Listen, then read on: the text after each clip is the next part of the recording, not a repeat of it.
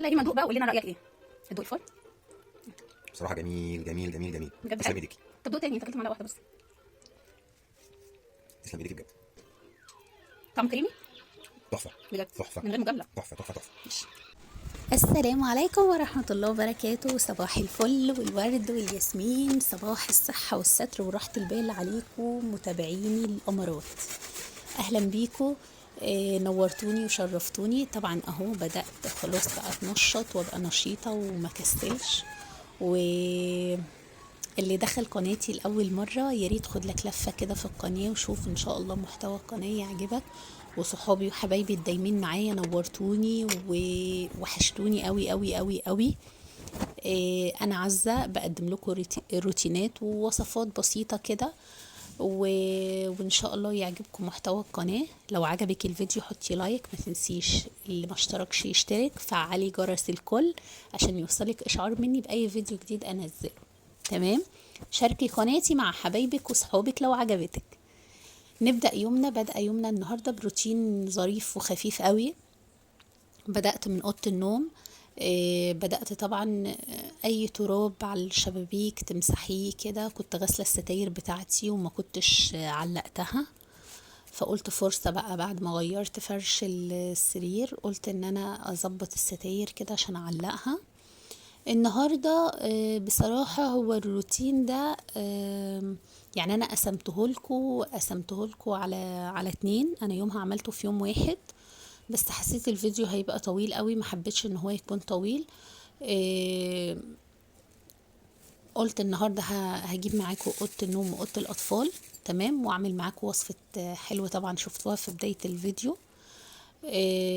دخلنا على الشتاء يا بنات وخلاص بقى هنبدأ وصفات وحلويات وهنقضيها اكل بقى. احنا بنطلع من الشتاء قلبيز، ما اقول لكم مش كل واحدة بقى قلبوزة كده، بس مش مشكلة يعني، هيجي علينا الصيف ونخس. تمام. هركب معاكم الستاير. بصوا الستاير ما شاء الله يا بنات منورة بقى، منورة بعد الغسيل، يعني حلوة قوي بصراحة. دي بقى ميزة الستاير ان انتي سهل تنزليها تغسليها في اي وقت وترجعيها تاني، ما فيهاش عقد كتير بقى ان انتي محتاجة حد ينزلها لك او كده. بصوا انا كنت بادئه اليوم ده من بدري قوي ما شاء الله. بصوا كان لسه الوقت بدري قوي. علقت الستارة. تمام. قلت ان انا عشان احاول اخلص بسرعة، عشان بصراحة الايام دي مع جو الشتاء ممكن الجو بيبقى حلو مرة واحدة تلاقيه قلب، ما تفهميش يعني، في ثانية ممكن الجو يبقى حلو قوي وبعد كده تلاقي الجو بقى غيم شتاء مش عارفة ايه كده. تمام. اول حاجة تعملوها افتحوا الشبابيك، دخلوا الطاقة الايجابية للبيت، غيروا نفس البيت بالذات في توقيت الشتاء يا بنات. الشقة محتاجة انها تغير هوا كتير. خلصت اوضه النوم دخلت على اوضه الولاد، قلت برضه هغير فرش السراير بتاعها. تمام. وافرش لها بقى فرش جديد. انا قلت كل الكلام ده اخلصه الصبح قبل ما ادخل المطبخ ولا اعمل اي حاجه يعني. تمام. كده كده اليوم اللي انا بيبقى عندي روتين كتير فيه او عايزه اعمل كذا حاجه، يعني مثلا زي انا قلت لكم الروتين ده مفروض هو كامل، بس انا هنزله على فيديوهين مش فيديو واحد عشان ما يبقاش طويل عليكم قوي. فبحاول ان انا اصحى من بدري قوي عشان احاول اخلص بسرعه. وبحاول في اليوم ده برضو ان الاكله اللي هعملها ما تكونش بصراحه يعني اكله معقده، تبقى الامور سهله وتخلص بسرعه، عشان ما يبقاش يوم ضغط كله من اول تنظيفات البيت وكمان الاكل يبقى ياخد وقت طويل معايا. لا انا عايزه اكله تكون سريعه. فشتاء الاكله برضو هتكون سريعه، فانا هنزل لكم الحلو اللي انا عملته في الفيديو ده، والاكله هنزلها في الفيديو التاني برضو، اكله بسيطه وسهله. تمام. هنا خلصت وفرشت الكفرات. لسه يا بنات ما فرشتش السجاد، ان شاء الله هعمله فيديو معاكم. عايزه افرش السجاد عشان الجو بدأ يسقع بقى خلاص. اجمل حاجه واجمل احساس بعد ما تخلصي بقى التنظيف وتخلصي تسييق طبعا تمسحي الأوضة مثلا أو شقتك كلها عامة، وتيجي مرحلة الفرش دي بتحسي بسلام نفسي، يعني بتحسي بجد إن اللحظة دي مريحة بطريقة ما تتخيلهاش، يعني فاهماني، بتحسي بمجهودك بقى خلاص. هنا بعد ما فرشت برضو أوضة الولاد وظبطت كل حاجة مكانها حتى ألعابهم وكده. وبرده زي ما بقول لكم نرش بقى المعطر ونسيب الاوضه هاديه. انا بحب كل اوضه اخلصها يعني ارش لها المعطر وبعد كده اطفيها واسيبها بقى خلاص، ان انا خلاص خلصت من الاوضه دي كامله بقى من كل حاجه. تمام. اديتكم جوله اهو، قفلت اوضه النوم بعد ما برضو رشيت فيها المعطر. اديتكم جوله في الاوضتين بعد ما خلصوا، ما خدوش معايا وقت يا بنات.